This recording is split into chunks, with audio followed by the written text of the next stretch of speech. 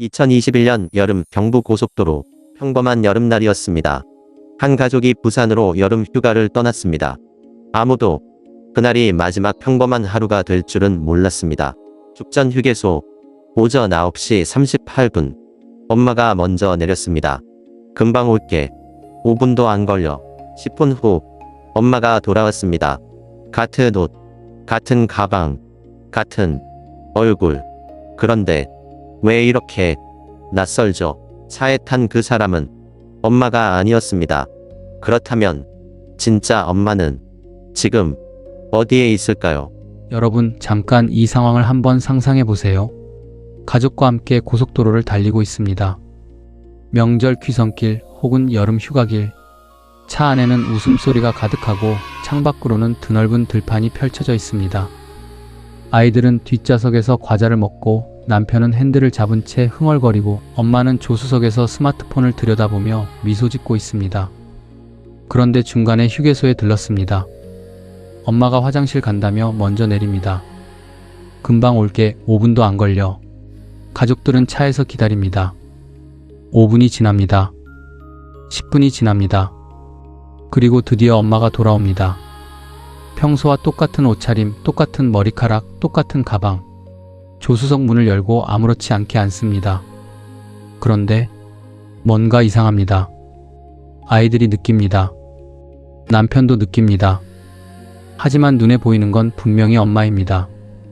목소리도 비슷하고 웃는 방식도 비슷하고 심지어 화장실 줄이 길었어 하는 말투까지 비슷합니다. 그런데 왜 이렇게 불편할까요? 왜 이렇게 낯선 느낌이 드는 걸까요? 그리고 1시간이 지났을 때 가족들은 깨달았습니다. 차에 탄 그 사람은 엄마가 아니었습니다. 진짜 엄마는 아직 그 휴게소 어딘가에 있었습니다. 혹은 이미 없었습니다. 오늘 제가 여러분께 들려드릴 이야기는 실제로 한국에서 일어난 사건을 바탕으로 재구성한 이야기입니다. 신원을 도용하고 가족마저 속인 완벽한 위장의 이야기, 그리고 그 뒤에 숨겨진 진짜 엄마의 행방에 대한 이야기입니다.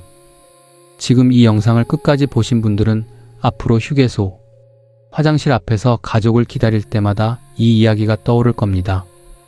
자, 시작합니다. 구독 버튼과 알림 설정 지금 바로 눌러주시고요. 이 이야기 절대 중간에 끊으시면 안 됩니다. 이 이야기의 배경은 2021년 여름 경부고속도로입니다. 주인공 가족을 소개하겠습니다. 편의상 엄마의 이름을 박지영 씨 42세라고 부르겠습니다. 남편은 김태훈 씨 45세. 두 사람 사이에는 중학생 딸 하나가 있습니다. 딸 이름은 수아 14세. 평범한 중산층 가족입니다. 남편은 중소기업 과장, 아내는 동네 마트에서 파트타임으로 일하며 살림을 챙깁니다. 특별히 대단하거나 특별할 것 없는, 우리 주변 어디서나 볼 수 있는 그런 가족이었습니다. 그해 여름 그들은 부산으로 여름 휴가를 떠났습니다. 출발은 서울 양재에서 오전 7시. 차에는 트렁크 가득 짐이 실렸고 딸 수아는 뒷좌석에서 이어폰을 꽂은 채 유튜브를 봤습니다. 박지영 씨는 조수석에서 수시로 네이버 지도를 확인하며 이 길 막히는 거 아니야? 하고 중얼거렸습니다. 김태훈 씨는 괜찮아. 지금 이 시간엔 안 막혀라고 대답했습니다. 이 부부가 나누는 가장 흔한 대화 패턴이었습니다. 아주 평범한 아침이었습니다. 그들이 첫 번째 휴게소에 들른 건 오전 9시 30분쯤이었습니다. 죽전 휴게소. 2시간 반 가까이 달렸으니 화장실도 가고 싶었고 커피도 한 잔 마시고 싶었습니다.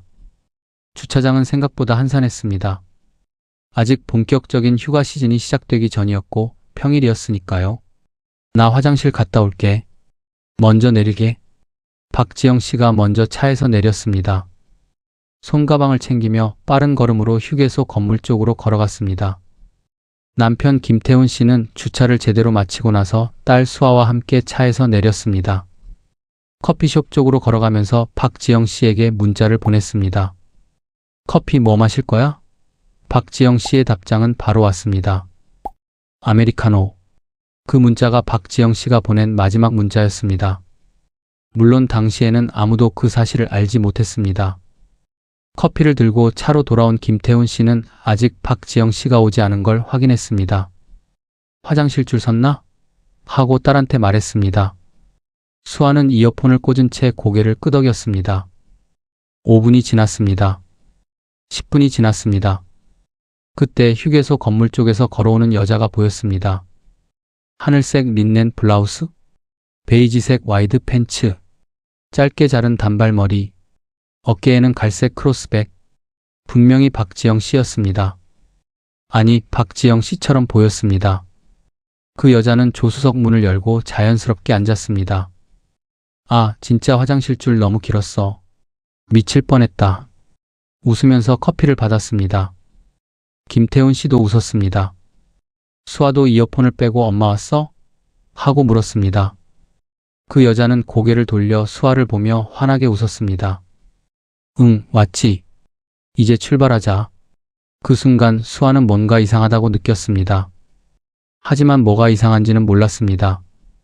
그냥 뭔가 달랐습니다. 엄마인데 엄마 같지 않았습니다. 아이들은 이런 걸 직관적으로 느낍니다. 언어로 설명할 수 없어도 몸이 먼저 반응합니다. 수아는 그냥 다시 이어폰을 꽂았습니다. 아마 피곤해서 그런가 하고 생각했겠지요. 차는 다시 고속도로로 올라갔습니다. 부산까지는 아직 3시간이 넘게 남아 있었습니다. 차 안에서 가족은 대화를 나눴습니다.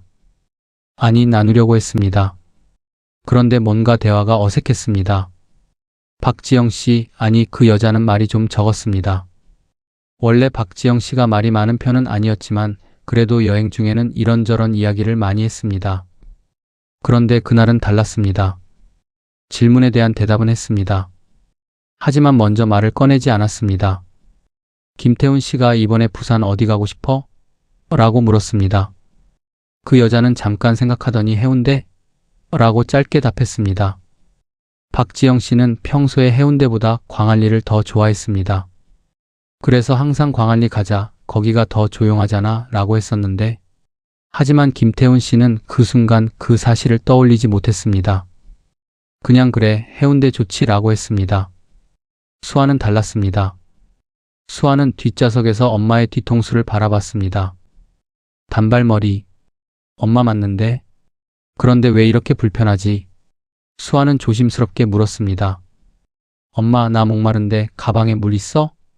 그 여자는 고개를 돌리지 않고 가방을 뒤적거렸습니다. 꽤 오래 뒤적거렸습니다. 그러더니 없는 것 같은데 다음 휴게소에서 사줄게 라고 했습니다. 수아는 멈칫했습니다. 엄마 가방에는 항상 물이 있었습니다. 여행 떠날 때마다 500ml 생수 2병을 가방 옆 포켓에 꽂아뒀습니다. 수아가 어릴 때부터 그랬습니다. 수아는 그걸 알았습니다. 그런데 왜 없다고 하지? 하지만 수아는 아무 말도 하지 않았습니다. 14살 아이가 엄마, 당신이 진짜 엄마 맞아요? 라고 물어볼 수 있을까요? 그냥 고개를 숙이고 다시 스마트폰을 봤습니다. 두 번째 이상한 순간은 1시간쯤 지났을 때였습니다. 차 안에서 라디오가 흘러나왔습니다. 어떤 노래가 나왔는데 김태훈 씨가 이 노래 알아? 우리 결혼식 때 나왔던 노래잖아 라고 했습니다. 농담 삼아 한 말이었습니다. 박지영 씨라면 에이 그 노래 아닌데 우리 결혼식 때는 다른 노래 나왔잖아 하고 바로 받아쳤을 겁니다. 10년 넘게 같이 산 부부니까요. 결혼식 때 어떤 노래가 나왔는지 당연히 기억하고 있겠지요. 그런데 그 여자는 그랬나? 하고 짧게 웃었습니다. 그것뿐이었습니다. 김태훈 씨는 그때 처음으로 살짝 이상한 기분을 느꼈습니다. 하지만 이내 피곤한가 봐 하고 스스로 납득했습니다. 아침 일찍 일어나서 짐 정리하느라 힘들었을 테니까요. 그렇게 차는 계속 달렸습니다. 그 낯선 엄마를 태운 채로. 세 번째 이상함은 훨씬 더 직접적이었습니다. 오후 1시쯤 두 번째 휴게소에 들렀습니다. 점심을 먹기 위해서였습니다. 휴게소 식당에서 일행은 자리를 잡았습니다. 김태훈 씨가 메뉴판을 보며 물었습니다. 지영아, 뭐 먹을 거야? 순대국밥 먹을래? 박지영 씨는 평소에 순대를 무서워했습니다. 아니, 정확히는 순대 냄새를 극도로 싫어했습니다. 결혼 초에 한 번 먹다가 체한 이후로 절대 안 먹는다고 했었습니다. 가족 모두 아는 사실이었습니다. 그러니까 김태훈 씨가 순대국밥을 권한 건 일종의 테스트였을 수도 있습니다. 의식하지 못한 채 나온 질문이었지만 그런데 그 여자는 잠깐 메뉴판을 보더니 순대국밥 먹을게라고 했습니다. 김태훈 씨의 손이 멈췄습니다. 수화도 굳어버렸습니다. 두 사람은 서로를 바라봤습니다. 말은 하지 않았습니다. 하지만 그 눈빛 하나로 모든 걸 교환했습니다. 뭔가 이상하다. 확실히 이상하다. 그 여자는 아무것도 눈치채지 못한 듯 메뉴판을 계속 들여다봤습니다. 김태훈 씨는 식은땀이 났습니다. 심장이 빨라졌습니다. 하지만 어떻게 해야 할지 몰랐습니다. 눈앞에 앉아있는 사람은 분명히 아내처럼 보였습니다. 틀린 게 하나도 없었습니다. 옷도, 가방도, 외모도, 목소리도 아주 미세하게 뭔가 다른 느낌이 들었지만 그걸 어떻게 말로 설명하겠습니까? 당신 우리 아내 맞아요? 라고 물어볼 수 있는 상황이었겠습니까? 하지만 순대국밥은 달랐습니다. 그건 명백한 증거였습니다. 밥을 먹는 내내 김태훈 씨는 몇 번이나 스마트폰을 들었다 놨습니다. 박지영 씨에게 전화를 해볼까 했습니다. 그런데 눈앞에 그 여자의 스마트폰이 놓여 있었습니다. 화면에 박지영이라고 적힌 것도 보였습니다. 만약 전화를 걸면 저 폰이 울릴 거였습니다. 아니면 울리지 않을 수도 있었습니다. 김태훈 씨는 일어서며 나 화장실 좀 다녀올게라고 했습니다. 그리고 식당을 빠져나가자마자 박지영 씨에게 전화를 걸었습니다. 신호가 갔습니다. 한 번, 두 번, 세 번. 그리고 전화가 받아졌습니다. 여보세요? 그 목소리는 식당 안에서 들은 목소리와 똑같았습니다. 김태훈 씨는 심장이 쿵 내려앉는 느낌이었습니다. 지영아, 밥은 다 먹었어? 라고 물었습니다. 그러자 거의 다 먹었어 라는 대답이 왔습니다. 김태훈 씨는 식당 창문을 통해 안을 바라봤습니다. 그 여자는 식당 안에서 순대국밥을 먹고 있었습니다. 스마트폰을 들고 있지 않았습니다. 그러면 저 목소리는 어디서 나오는 건가? 그 순간 진짜 공포가 시작됐습니다. 김태훈 씨는 전화를 끊었습니다. 다리가 떨렸습니다. 혼란스러웠습니다. 전화를 받은 사람이 진짜 아내라면 식당 안에 있는 저 사람은 누구인가? 전화를 받은 사람이 저 여자라면 어떻게 동시에 두 곳에 있을 수 있는가? 아니면 아내의 전화를 누군가 다른 사람이 받은 건가?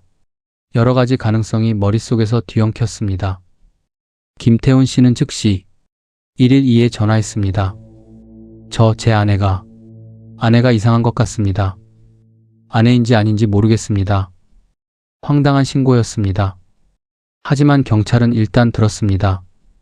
휴게소 위치를 알려달라고 했습니다. 현재 상황을 설명해달라고 했습니다. 김태훈 씨는 최대한 침착하게 설명했습니다. 첫 번째, 휴게소에서 아내가 화장실 갔다 온 이후로 이상하다는 것, 대화가 어색하다는 것, 아내가 절대 먹지 않는 음식을 먹겠다고 했다는 것, 전화를 걸었는데 식당 안에 있는 사람이 전화를 받지 않았다는 것, 경찰 쪽에서 잠시 침묵이 있었습니다. 그리고 선생님, 일단 현재 위치에 그대로 계세요. 순찰차 보내드리겠습니다. 라고 했습니다. 15분쯤 지났을 때 순찰차가 휴게소에 도착했습니다. 경찰관 2명이 내렸습니다. 김태훈 씨가 그들을 데리고 식당 안으로 들어갔습니다. 그 여자는 아직 자리에 있었습니다. 수아 옆에 앉아서 커피를 마시고 있었습니다. 경찰관이 그 여자에게 신분증 제시를 요청했습니다. 그 여자는 놀라지 않았습니다. 당황한 기색도 없었습니다. 아주 자연스럽게 가방에서 지갑을 꺼내 신분증을 내밀었습니다. 경찰관이 신분증을 확인했습니다. 박지영, 주민등록번호, 주소, 사진 속 얼굴은 눈앞의 여자와 일치했습니다. 경찰관이 김태훈 씨를 바라봤습니다. 선생님, 신분증상으로는 이분이 박지영 씨가 맞으시는데요? 김태훈 씨는 고개를 저었습니다. 제 아내가 아닙니다. 저는 확신합니다. 상황은 미묘해졌습니다. 외모도 비슷하고 신분증도 맞고 가방도 아내 것이고 핸드폰도 아내 것이었습니다. 그런데 남편은 이 사람이 아내가 아니라고 하고 있습니다. 경찰관들도 당황했습니다. 그때 수아가 일어섰습니다. 14살 아이가 조용히 그러나 또렷하게 말했습니다. 경찰관 아저씨, 저 엄마 귀 뒤에 점 있어요. 왼쪽 귀 뒤에 쌀알 만한 점이요. 경찰관이 그 여자에게 귀 뒤를 확인해도 되겠느냐고 물었습니다. 그 여자는 망설임 없이 고개를 돌렸습니다. 왼쪽 귀 뒤에는 점이 없었습니다. 그 순간 식당 안의 공기가 완전히 바뀌었습니다. 그 여자는 그제야 처음으로 흔들렸습니다. 경찰관들은 그 여자를 잠시 분리했습니다. 김태훈 씨와 수아는 식당 한쪽에서 기다렸습니다. 김태훈 씨의 손이 계속 떨렸습니다. 수아는 아버지 손을 꽉 쥐었습니다. 아무 말도 하지 않았지만 서로의 손온도로 서로를 지탱했습니다. 잠시 후 경찰관이 돌아왔습니다. 선생님, 일단 사실대로 말씀드리겠습니다. 그 여자의 이름은 박지영이 맞았습니다. 하지만 김태훈 씨의 아내 박지영이 아니었습니다. 다른 박지영이었습니다. 공교롭게도 같은 이름, 비슷한 나이, 비슷한 외모. 그리고 그 여자가 들고 있던 신분증은 진짜 박지영 씨, 즉 김태훈 씨의 아내의 것이 아니었습니다. 자신의 신분증이었습니다. 이름이 같다 보니 처음에 경찰관도 헷갈린 것이었습니다. 그렇다면 이 여자는 어떻게 그 자리에, 그 가족의 차에 타게 됐을까요? 그 여자의 진술이 나왔습니다. 그 여자, 박지영이라는 이름의 다른 여성은 범죄 조직의 일원이었습니다. 신원 위장 및 납치 보조 역할을 하는 조직이었습니다. 그들의 역할은 이런 것이었습니다. 특정 가족 차량을 미리 물색합니다. 표적 가족의 여성 구성원과 외모가 비슷한 여성을 준비해 둡니다. 휴게소 화장실 앞에서 기다립니다. 그리고 표적 여성이 화장실에 들어가는 순간 이미 안에서 기다리고 있던 조직원들이 그 여성을 처리합니다. 처리란 다양한 방법이 있습니다. 기절시키거나 협박하거나 감금하거나, 그리고 위장 여성이 그 자리를 대신해서 가족에게 돌아갑니다. 왜 이런 짓을 할까요? 목적은 한 가지였습니다. 시간을 벌기 위해서. 진짜 피해자가 발견되지 않은 채 가족이 아무것도 모르고 계속 이동하는 동안 피해자는 이미 다른 곳으로 옮겨집니다. 실종 신고가 늦게 되면 될수록 피해자를 찾는 것은 더 어려워집니다. 이 방법은 신원 사기와 납치를 결합한 지금까지 한국에서 거의 보고되지 않았던 수법이었습니다. 김태훈 씨는 경찰의 말을 들으면서 정신이 멍해졌습니다. 그렇다면 진짜 아내 박지영 씨는 지금 어디에 있는 걸까요? 첫 번째 휴게소에서 화장실에 들어간 이후로 이미 3시간 가까이 지나 있었습니다. 경찰은 즉시 첫 번째 휴게소, 즉 죽전 휴게소에 연락했습니다. 휴게소 측은 즉시 CCTV 확인에 들어갔습니다. 그리고 박지영 씨가 화장실에 들어가는 장면은 촬영됐지만 나오는 장면은 없었습니다. 정확히는 나오는 것처럼 보이는 장면이 있었는데 아주 잠깐이었고 화질이 좋지 않아 얼굴을 확인하기 어려웠습니다. 경찰은 그게 진짜 박지영 씨인지 아니면 위장 여성인지 처음에는 확정 짓지 못했습니다. 하지만 화장실 내부 CCTV는 없었습니다. 당연히 경찰은 화장실 화물 출입구를 확인했습니다. 대형 휴게소에는 화물 차량이 드나드는 별도의 문이 있습니다. 그리고 그 문 근처 외부 CCTV에 수상한 장면이 잡혔습니다. 박지영 씨가 화장실에 들어간 후 약 7분 뒤 여성 한 명이 천으로 얼굴이 가려진 채 두 남성에게 부축되어 화물 출입구를 통해 나가는 모습이 포착됐습니다. 분명히 협조적인 움직임이 아니었습니다. 그 여성이 탄 차량은 흰색 봉고 트럭이었습니다. 번호판의 일부가 촬영됐습니다. 경찰은 그 번호판 정보를 바탕으로 추적을 시작했습니다. 동시에 식당에서 검거된 위장 박지영을 상대로 강도 높은 조사가 진행됐습니다. 그 여자는 처음에는 입을 다물었습니다. 하지만 경찰이 그 여자의 스마트폰을 확인하기 시작하자 표정이 달라졌습니다. 스마트폰 안에는 당일 아침부터 주고받은 메시지들이 있었습니다. 메시지는 암호화된 것들이었지만 일부는 해독이 됐습니다. 내용은 단순했습니다. 성공, 이동 중, 도착 예정 시각, 그리고 한 메시지에는 장소가 언급됐습니다. 경기도 어딘가의 지명이었습니다. 경찰은 즉각 그 지역 경찰서에 협조 요청을 보냈습니다. 김태훈 씨는 딸 수아와 함께 경찰서로 가야 했습니다. 공식 조서를 작성해야 했고 진술도 해야 했습니다. 아내를 찾으러 직접 달려가고 싶었지만 경찰은 그에게 기다리라고 했습니다. 수사에 방해가 될 수 있다고, 전문가들에게 맡겨달라고, 김태훈 씨는 경찰서 대기실 의자에 앉아 딸의 손을 잡고 기다렸습니다. 수아는 한마디도 하지 않았습니다. 그냥 눈을 감고 있었습니다. 눈물이 나지 않는 것 같았습니다. 너무 무서워서 눈물도 안 나는 상황이라는 걸 아버지는 알았습니다. 이제 한 걸음 물러서서 이 사건의 전체 그림을 봐야 할 때가 됐습니다. 이 범행은 단순한 납치가 아니었습니다. 경찰 수사 결과 드러난 사실들을 하나씩 살펴보겠습니다. 첫 번째, 이 조직은 특정 표적을 무작위로 고른 것이 아니었습니다. 박지영 씨는 미리 선정된 표적이었습니다.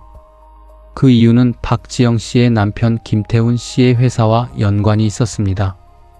김태훈 씨는 중소기업 과장이라고 했지만 그가 다니는 회사는 특정 부동산 개발 사업에 연루된 회사였습니다. 그리고 그 사업에는 큰 금액의 분쟁이 얽혀 있었습니다. 조직은 박지영 씨를 납치해서 김태훈 씨를 압박하고 일정한 조건을 수용하게 만들려는 계획이었습니다. 이른바 인질 협박형 사업 압박이었습니다. 한국에서도 가끔 사례가 보고되는 기업 분쟁이 범죄로 이어지는 케이스입니다. 두 번째, 조직은 사전에 김태훈 씨 가족의 동선을 파악하고 있었습니다. 여름 휴가를 부산으로 간다는 사실, 어떤 차를 타는지, 어떤 경로로 가는지, 어느 휴게소에 들릴 가능성이 높은지, 이 모든 정보를 미리 알고 있었습니다. 어떻게 알았을까요? 조직은 김태훈 씨의 회사 내부 인물을 통해 정보를 입수했습니다. 회사 내부에 조직의 협력자가 있었던 겁니다. 세 번째, 위장 여성 박지영, 즉 다른 박지영의 역할은 정확히 얼마나 시간을 벌어야 하는지 계산된 것이었습니다. 가족이 눈치채는 데 걸리는 시간을 최대한 늦추면서 진짜 박지영 씨가 이동되는 시간을 확보하는 것이었습니다. 그녀는 미리 진짜 박지영 씨에 대한 정보를 입력받고 훈련을 받았습니다. 좋아하는 것, 싫어하는 것, 말투, 버릇, 가족과의 관계. 하지만 순대 알레르기는 정보에서 빠졌습니다. 그리고 귀 뒤의 점도 파악하지 못했습니다. 그 두 가지 빈틈이 결국 모든 것을 무너뜨렸습니다. 네 번째, 조직이 이 수법을 처음 쓴 것은 이번이 아니었습니다. 경찰은 수사를 통해 유사한 수법으로 최소 2건의 다른 사례가 있었음을 확인했습니다. 다행히 2건 모두 피해자가 큰 해를 입지 않았지만 가족들은 심각한 심리적 트라우마를 입었습니다. 이번 사건이 처음으로 수법이 공식적으로 드러난 케이스가 됐습니다. 그렇다면 진짜 박지영 씨는 어디에 있었을까요? 이제 박지영 씨의 시점으로 돌아가야 합니다. 박지영 씨가 축전 휴게소 화장실에 들어간 건 오전 9시 38분이었습니다. 화장실은 꽤 복잡했습니다. 평일이었지만 의외로 사람이 많았습니다. 박지영 씨는 줄을 서서 차례를 기다렸습니다. 핸드폰으로 뭔가를 보다가 칸 안으로 들어갔습니다. 문제는 그 다음에 일어났습니다. 볼일을 마치고 나오려는 순간 칸 안으로 누군가의 손이 들어왔습니다. 빠르고 정확한 동작이었습니다. 박지영 씨가 소리를 지르려 했지만 입에 뭔가 대는 것을 느꼈습니다. 마취제가 스며든 천이었습니다. 몇 초가 지나지 않아 의식이 흐려졌습니다. 박지영 씨는 그게 다였다고 나중에 진술했습니다. 다음에 깨어났을 때는 차 안이었습니다. 눈이 가려진 채였습니다. 손목이 묶여 있었습니다. 차는 달리고 있었고 옆에 사람이 있었습니다. 말을 해보려 했지만 목에 뭔가 걸린 것처럼 소리가 제대로 나오지 않았습니다. 공포였습니다. 극도의 공포. 내가 지금 어디 가는 건지, 남편과 수아는 어디 있는지, 이 사람들이 무슨 짓을 하려는 건지 아무것도 알 수 없었습니다. 차는 한참 달렸습니다. 박지영 씨는 냄새와 소리로 파악하려 했습니다. 고속도로 같은 소음이 들렸습니다. 그러다가 어느 순간 포장이 거친 도로로 바뀌는 느낌이 들었습니다. 시골 쪽이라는 느낌이었습니다. 차가 멈췄습니다. 그리고 어딘가로 끌려 들어갔습니다. 어두운 공간이었습니다. 차갑고 습했습니다. 지하인 것 같았습니다. 누군가 말했습니다. 조용히 있으면 다친다는 거 없어요. 박지영 씨 남편한테 연락 한번 가면 금방 돌아갈 수 있어요. 그 말이 박지영 씨가 상황을 어느 정도 이해하는 순간이었습니다. 인질이 됐다는 것을, 남편의 회사와 관련된 뭔가라는 것을. 박지영 씨는 그 어두운 공간에서 얼마나 있었을까요? 그녀의 주관적 시간으로는 몇 시간이었지만 실제로는 6시간이었습니다. 오전 10시부터 오후 4시까지, 그리고 오후 4시, 갑자기 소음이 들렸습니다. 쾅쾅거리는 소리, 사람 소리, 그리고 빛이 들어왔습니다. 경찰이었습니다. 경찰은 흰색 봉고 트럭 번호판을 추적해서 차량 소유자를 특정했습니다. 차량 소유자는 이 조직과 연결된 인물이었습니다. 그 인물의 자산을 조회하자 경기도 이천시 외곽에 있는 창고 건물 하나가 나왔습니다. 임대가 끊긴 지 오래된, 현재 사용하지 않는 것처럼 등록된 건물이었습니다. 경찰은 현장에 도착했을 때 건물 안에 전기가 들어오는 것을 확인했습니다. 인기척도 있었습니다. 신속하게 진입을 결정했습니다. 안에는 박지영 씨와 함께 조직원 2명이 있었습니다. 그들은 저항했지만 경찰에 의해 현장에서 체포됐습니다. 박지영 씨는 신체적으로 큰 부상은 없었습니다. 마치 후유증으로 두통과 어지러움이 있었고 손목에 줄에 의한 찰과상이 있었습니다. 극도의 공포로 인한 심리적 충격이 가장 컸습니다. 그녀가 빗속으로 나오면서 처음 한 말은 수아 어딨어요? 수아 괜찮아요? 였습니다. 자신의 안전보다 딸 걱정이 먼저였습니다. 어머니였습니다. 한편 경찰서에서 기다리던 김태훈 씨에게 전화가 왔습니다. 선생님, 박지영 씨 발견했습니다. 큰 부상은 없습니다. 지금 이천에 있는 병원으로 이송 중입니다. 김태훈 씨는 전화를 받은 채 말을 잇지 못했습니다. 딸 수아가 아버지 얼굴을 봤습니다. 아버지가 손으로 얼굴을 가리고 있었습니다. 수아는 무슨 소식인지 알았습니다. 두 사람은 병원으로 달려갔습니다. 박지영 씨가 병실로 들어왔을 때 그녀는 먼저 수아를 봤습니다. 수아가 달려왔습니다. 두 사람이 끌어안았습니다. 아무 말도 없었습니다. 그냥 그 자리에서 엄마와 딸이 오래도록 서 있었습니다. 김태훈 씨는 그 모습을 바라보다가 병실 문 옆에 기대어 무너졌습니다. 그날 밤 그 가족은 부산 대신 이천의 작은 여관방에서 잠을 잤습니다. 예약해둔 해운대 호텔은 취소했습니다. 세 사람은 좁은 방에 나란히 누워서 오랫동안 잠들지 않았습니다. 잠이 오지 않았을 겁니다. 하지만 그 좁은 방이 그날 밤 가장 안전하고 따뜻한 곳이었을 겁니다. 이 사건의 수사는 석 달 넘게 이어졌습니다.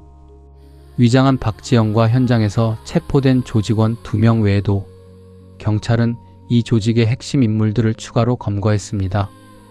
조직의 두목은 40대 남성으로 과거 기업 분쟁 브로커로 활동했던 인물이었습니다. 합법과 불법의 경계를 넘나들며 사업가들 사이의 분쟁을 해결해주는 역할을 해왔습니다. 처음에는 협박과 협상 등 위협적이지만 직접적인 물리적 범죄는 피하는 방식으로 활동했습니다. 하지만 수익성이 낮자 더 과감한 방식으로 전환했습니다. 그게 바로 이 납치 위장 수법이었습니다. 조직원은 총 15명으로 밝혀졌습니다. 각각의 역할이 세분화되어 있었습니다. 사전 정보 수집 담당, 외모 위장 담당, 납치 실행 담당, 이송 담당, 은신처 관리 담당. 마치 작은 회사처럼 분업이 돼 있었습니다. 김태훈 씨 회사 내부의 협력자도 검거됐습니다. 영업부 과장으로 경쟁 관계에 있는 다른 회사로부터 돈을 받고 내부 정보를 제공한 것이었습니다. 재판에서 두목은 징역 12년을 선고받았습니다. 납치, 감금, 신원 위장, 협박 등 여러 혐의가 적용됐습니다. 위장 여성 박지영은 징역 5년, 나머지 조직원들도 각각 3년에서 7년 사이의 형량을 받았습니다. 회사 내부 협력자는 징역 2년에 집행유예 3년이었습니다. 피해자 박지영 씨는 재판 기간 동안 심리치료를 받았습니다. 트라우마는 쉽게 사라지지 않았습니다. 한동안은 공중화장실에 혼자 들어가지 못했습니다. 사람이 많은 곳에서 불안 증세가 나타났습니다. 딸 수아도 마찬가지였습니다. 다른 사람의 얼굴을 보면서 저 사람이 진짜 엄마인지 확인하고 싶은 충동이 생겼다고 했습니다. 그게 이 사건이 남긴 상처였습니다. 가장 가까운 사람도 확신할 수 없게 되는 공포. 그게 이 범죄가 가족에게 입힌 진짜 피해였습니다. 잠깐 멈추고 이 사건에서 가장 흥미롭고 소름 돋는 부분을 짚어보겠습니다. 왜 가족은 속았을까요? 남편이 속았다는 건 어느 정도 이해가 됩니다. 아내와 외모가 비슷한 사람이 아내의 옷을 입고 아내의 가방을 들고 있으니까요. 하지만 딸 수아는요. 매일 같이 사는 엄마를 왜 바로 알아채지 못했을까요? 여기에는 심리학적으로 매우 흥미로운 메커니즘이 작동합니다. 첫 번째는 맥락 효과입니다. 인간의 뇌는 맥락에 따라 인식을 조정합니다. 가족 여행 중 엄마가 화장실 갔다 돌아오는 맥락. 이 상황에서 저 사람이 엄마다라는 전제가 먼저 생기고 그 전제에 맞게 인식을 끼워 맞추게 됩니다. 실제로 심리학 실험에서 익숙한 맥락에서 낯선 사람이 등장하면 뇌가 그 사람을 익숙한 누군가로 잘못 인식하는 경우가 빈번하게 관찰됩니다. 두 번째는 변화 맹시입니다. 이건 더 놀랍습니다. 인간은 시선을 돌렸다가 다시 봤을 때 작은 변화를 감지하지 못하는 경우가 많습니다. 특히 감정적으로 안정된 상황에서는 뇌가 디테일 처리를 줄입니다. 위협이 없다고 판단하면 에너지를 아끼는 거죠. 그래서 귀 뒤 점이나 체형의 미세한 차이 같은 것들이 처음에는 감지가 안 되는 겁니다. 세 번째는 인지 불협화음 회피입니다. 눈앞에 엄마처럼 보이는 사람이 있습니다. 그런데 뭔가 불편합니다. 이때 뇌는 두 가지 선택을 합니다. 불편함을 적극적으로 조사하거나 불편함을 합리화해서 무시하거나 대부분의 경우 뇌는 합리화를 선택합니다. 피곤해서 그런가 봐. 내가 잘못 들은 거겠지. 여행이라서 낯선 거겠지. 이 합리화들이 위장 여성에게 시간을 벌어줬습니다. 수아가 그나마 빨리 눈치챈 건 아이의 감각이 더 날카로워서가 아니라 아이가 성인만큼 합리화에 능숙하지 않아서일 수 있습니다. 아이들은 불편한 걸 느꼈을 때 이럴 리 없어로 덮는 훈련이 덜 돼 있습니다. 그래서 그 본능적인 불편함을 더 오래 들고 있었고 결국 귀 뒤 점이라는 구체적 증거와 연결됐습니다. 이 사건은 인간의 인식이 얼마나 취약한지를 보여주는 사례입니다. 우리는 눈으로 보는 것을 믿는다고 생각합니다. 하지만 사실은 맥락이 이끄는 대로 인식하는 경우가 훨씬 많습니다. 그리고 그 허점을 범죄자들은 아주 정교하게 파고들었습니다. 이 사건이 충격적인 이유 중 하나는 이게 단순한 납치가 아니라 기업 분쟁이 배후에 있었다는 점입니다. 한국에서 기업 분쟁이 범죄로 이어지는 사례는 생각보다 많습니다. 2010년대 이후 경제 상황이 악화되면서 중소기업을 중심으로 한 분쟁 사건들이 폭증했습니다. 공정거래위원회와 법원이 처리하는 기업 분쟁 건수는 매년 수만 건에 달합니다. 대부분은 계약 위반, 대금 미지급, 특허 침해 등 민사적 분쟁입니다. 이것들은 법적 절차를 통해 해결됩니다. 느리고 비용도 들지만 그게 정상적인 방법입니다. 하지만 일부는 다릅니다. 합법적 절차로는 원하는 결과를 빨리 얻을 수 없다고 판단한 사람들이 불법적 수단을 동원합니다. 처음에는 협박 전화나 문자, 소문 유포 같은 방식입니다. 그 다음은 물리적 위협입니다. 그리고 가장 극단적인 형태가 가족을 인질로 삼는 것입니다. 이런 범죄의 특성은 몇 가지가 있습니다. 첫 번째, 표적이 되기 쉬운 사람은 대기업이 아닙니다. 중소기업이나 개인 사업자가 훨씬 취약합니다. 대기업은 자체 보안팀이 있고 법무팀이 있고 경찰과의 연결망도 있습니다. 하지만 중소기업 과장이나 소규모 사업주는 혼자 대응해야 합니다. 두 번째, 피해자들이 신고를 망설이는 경우가 많습니다. 왜냐하면 신고를 하면 회사의 내부 사정이 드러날 수 있고 사업에 지장이 생길 수 있기 때문입니다. 또 조직 측이 신고하면 더 큰 피해를 입는다는 협박을 하기도 합니다. 세 번째, 이런 범죄는 점점 정교해지고 있습니다. 이번 사건처럼 신원 위장까지 동원하는 방식은 기존에 볼 수 없었던 수법이었습니다. 범죄자들도 진화합니다. 경찰 관계자는 이 사건 이후 기업 분쟁 관련 범죄 추적 전담팀을 강화했다고 밝혔습니다. 하지만 전문가들은 이런 범죄의 근본적인 해결은 기업 분쟁, 해결 제도를 더 빠르고 실효적으로 만드는 것이라고 말합니다.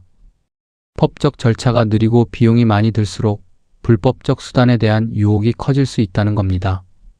사건이 마무리되고 2년이 지났습니다. 김태훈 씨 가족은 서울에서 계속 살고 있습니다. 박지영 씨는 마트 파트타임 일을 그만뒀습니다. 한동안 사람이 많은 곳에 나가는 게 힘들었기 때문입니다. 지금은 조금씩 일상을 회복하고 있지만 완전히 예전으로 돌아간다는 게 어떤 의미인지 모르겠다고 했습니다. 예전의 박지영 씨와 지금의 박지영 씨는 같은 사람이지만 어떤 면에서는 다른 사람이 됐습니다. 수아는 고등학교에 입학했습니다. 한동안 심리치료를 받았고 지금은 심리학 쪽에 관심이 생겼다고 합니다. 사람의 마음을 공부하고 싶다는 것입니다. 그날의 경험이 어떤 방식으로든 수아의 인생에 영향을 줬겠지요. 김태훈 씨는 직장을 옮겼습니다. 사건이 있었던 회사에서 더 이상 일하기가 어려웠습니다. 내부 협력자가 있었다는 사실이 동료들을 대하는 데 영향을 줬습니다. 지금은 새 직장에서 새로운 출발을 하고 있습니다. 이 가족이 다시 가족 여행을 갔다는 소식은 들리지 않습니다. 그날 가려 했던 부산, 해운대, 아마도 아직은 가기 어려운 곳일 겁니다. 그런데 이 이야기에서 제가 가장 오래 생각하게 된 장면이 있습니다. 수아가 경찰관에게 말했을 때입니다. 저 엄마 귀 뒤에 점 있어요. 왼쪽 귀 뒤에. 14살 아이가 그 순간 얼마나 무서웠겠습니까? 눈앞에 엄마처럼 생긴 사람이 앉아 있는데 그 사람이 엄마가 아닐 수 있다고 말해야 하는 상황. 틀렸을 경우에 민망함도 있었겠지요. 하지만 수아는 말했습니다. 그 작은 용기가 엄마를 살렸습니다. 귀 뒤 점 하나. 어릴 때 엄마 무릎에 누워 가만히 들여다보던 그 작은 점. 수아가 그걸 기억하고 있었다는 게 그게 진짜 엄마와 아이 사이의 연결이었습니다. 어떤 범죄자도 흉내낼 수 없는 것이 있습니다. 세월이 쌓아온 사랑의 기억입니다. 이 사건을 단순히 충격적인 이야기로 끝내기엔 아쉽습니다. 여러분의 가족을 지키기 위해 우리가 실제로 알고 실천할 수 있는 것들이 있습니다. 첫 번째, 가족만이 아는 신호를 만들어 두세요. 암호어라고 불러도 좋고 패밀리 코드라고 불러도 좋습니다. 긴급 상황에서 내가 맞다는 걸 증명할 수 있는 한마디. 특별한 뜻이 없는 일상적인 단어지만 특정 상황에서 그 단어가 나오면 안심, 나오지 않으면 위험 신호. 이런 약속을 가족끼리 미리 해두는 겁니다. 아이들에게도 알려줄 수 있습니다. 두 번째, 여행 중 화장실 분리는 가능한 한 짧게. 특히 낯선 휴게소나 인적 드문 곳에서 여성 혼자 화장실을 오래 사용하게 되는 상황을 줄이는 게 좋습니다. 간단한 것 같지만 이 사건의 시작은 딱 그 순간이었습니다. 세 번째, 아이가 뭔가 이상해라고 말하면 진지하게 들으세요. 아이들의 직관은 생각보다 정확할 때가 많습니다. 어른들이 맥락에 의해 합리화하는 동안 아이들은 더 날것의 감각을 유지하는 경우가 있습니다. 수아가 증명했듯이. 네 번째, 가족과 서로의 신체적 특징을 알아두세요. 점, 흉터, 사마귀 등 작은 것들. 사진을 찍어두는 것도 좋습니다. 이게 왠지 으스스하게 느껴지실 수도 있지만 이 사건에서 그게 결정적이었습니다. 아는 것이 안전입니다.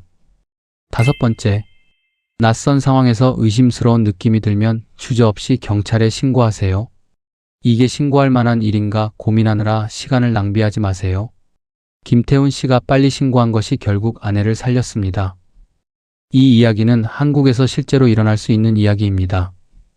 아니, 실제로 일어난 이야기를 바탕으로 한 것입니다. 우리 일상 곳곳에 이런 위협이 숨어 있을 수 있습니다. 하지만 동시에 이 이야기는 희망의 이야기이기도 합니다. 14살 아이의 기억과 용기가 엄마를 살렸습니다.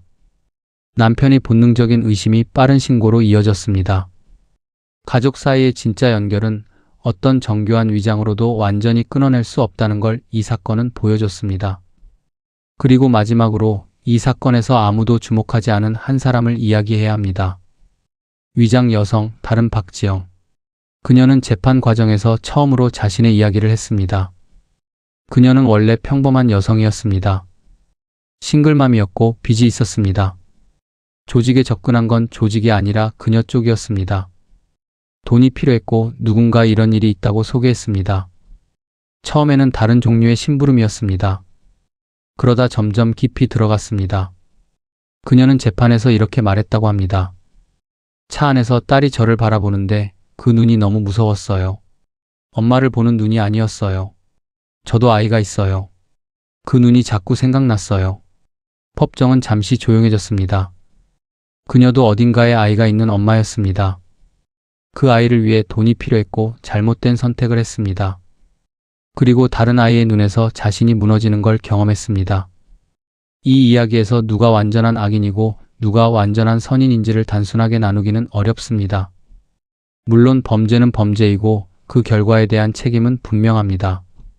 하지만 인간의 이야기는 항상 그 경계선이 복잡합니다. 그 복잡함을 보는 것이 우리가 이런 이야기를 통해 얻을 수 있는 진짜 무언가라고 생각합니다.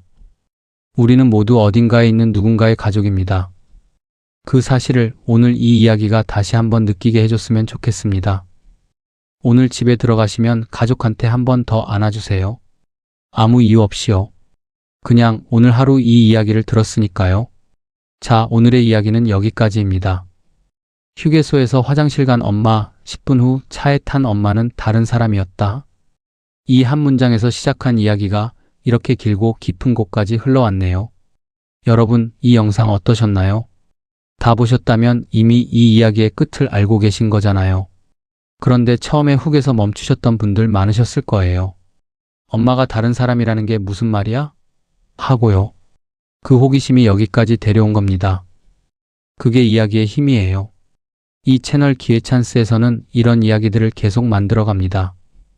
우리 일상 속에 숨어 있는 사건들, 뉴스 뒤에 가려진 진짜 이야기들, 그리고 그 이야기들이 우리 삶과 어떻게 연결되는지 그걸 같이 들여다보고 싶습니다. 아직 구독 안 하신 분들, 지금 이 순간이 딱 그 타이밍입니다. 구독 버튼 눌러주시고 좋아요도 한 번만 눌러주세요. 여러분의 좋아요 하나가 이런 영상을 더 많이 만들 수 있게 해주는 진짜 동력이 됩니다. 알림 설정도 꼭 해주세요. 이 채널 생각보다 자주 올라옵니다. 다음 영상 놓치시면 아깝거든요. 다음 영상 지금 살짝 귀띔해 드릴까요? 새벽 3시 엘리베이터. 같이 탄 남자가 10층에서 내렸다. 그런데 10층엔 아무것도 없었다. 이게 말이 되는 이야기일까요? 안 되는 이야기일까요? 다음 영상에서 밝혀집니다. 기대해주세요. 저는 기회찬스였습니다. 오늘도 봐주셔서 감사합니다. 다음에 더 좋은 이야기로 찾아오겠습니다. 이 사건을 계기로 저는 실제로 한국 고속도로 휴게소의 보안 실태를 조사해봤습니다. 한국에는 전국 고속도로에 약 200개에 달하는 휴게소가 있습니다. 이 중 상당수가 CCTV를 설치하고 있지만 문제는 화장실 내부입니다.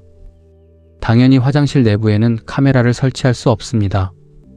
그래서 화장실 안에서 벌어지는 일은 CCTV로 확인이 불가능합니다. 화물 출입구 쪽 사각지대도 문제입니다. 대형 휴게소는 식자재와 물품이 들어오는 별도의 출입구가 있는데 이 구역은 일반 방문객이 신경 쓰지 않는 곳입니다. 경비가 상대적으로 허술하고 CCTV 각도도 최적화되지 않은 경우가 많습니다. 한국도로공사는 2022년 이후 주요 휴게소를 중심으로 보안 카메라 각도 조정과 추가 설치를 진행했습니다. 하지만 200여 개 휴게소 전체를 커버하기까지는 시간이 필요합니다. 여행 중 안전을 위한 실용적인 팁 몇 가지를 정리해 드리겠습니다. 하나, 화장실은 가능하면 둘이서 가세요. 한 명은 밖에서 기다리고 한 명이 들어갑니다. 번거롭게 느껴질 수 있지만 가족 중 여성이나 어린이의 경우 이 습관이 큰 도움이 됩니다. 둘, 화장실 오래 걸릴 것 같으면 미리 가족에게 알리세요. 화장실 5분 이상 걸리면 전화해줘. 이 작은 약속이 비상 상황에서 빠른 대응을 가능하게 합니다. 셋, 낯선 사람이 도와주겠다고 접근하면 일단 경계하세요. 특히 주차장이나 화장실 근처에서 도움을 빌미로 접근하는 수법이 여전히 많이 쓰입니다. 넷, 여행 중 스마트폰 배터리를 항상 50% 이상 유지하세요. 긴급 상황에서 연락이 안 되는 것만큼 무서운 건 없습니다. 보조 배터리 하나가 여행의 안전을 크게 높입니다. 다섯, 여행 경로를 신뢰할 수 있는 지인 한 명에게 공유해 두세요. 우리 오늘 부산 가는데 이 경로로 가. 이 정보가 있으면 만약의 상황에서 수색 범위가 크게 좁혀집니다. 이 중 하나라도 오늘부터 실천해 보시겠어요? 안전한 여행, 안전한 일상. 그게 우리 모두가 바라는 거잖아요. 마지막으로 한 가지만 더. 이 영상을 만들면서 저도 몇 번 멈췄습니다. 가족 여행을 떠나는 그 아침의 풍경. 아이들 과자 먹는 소리, 부부가 나누는 사소한 대화, 창밖으로 지나가는 풍경. 그게 얼마나 소중한 순간인지 막상 그 순간에는 잘 모릅니다. 잃어봐야 아는 것들이 있거든요. 박지영 씨 가족이 다음번에 떠날 여행이 이번보다 훨씬 더 평범하고 행복한 여행이 되기를 바랍니다. 아무 일도 없고 아무 의심도 없고 그냥 가족이 함께 밥 먹고 웃는 그런 여행이요. 그게 사실 우리 모두가 원하는 전부 아닐까요? 열심히 시청해 주셔서 진심으로 감사합니다. 기회찬스였습니다.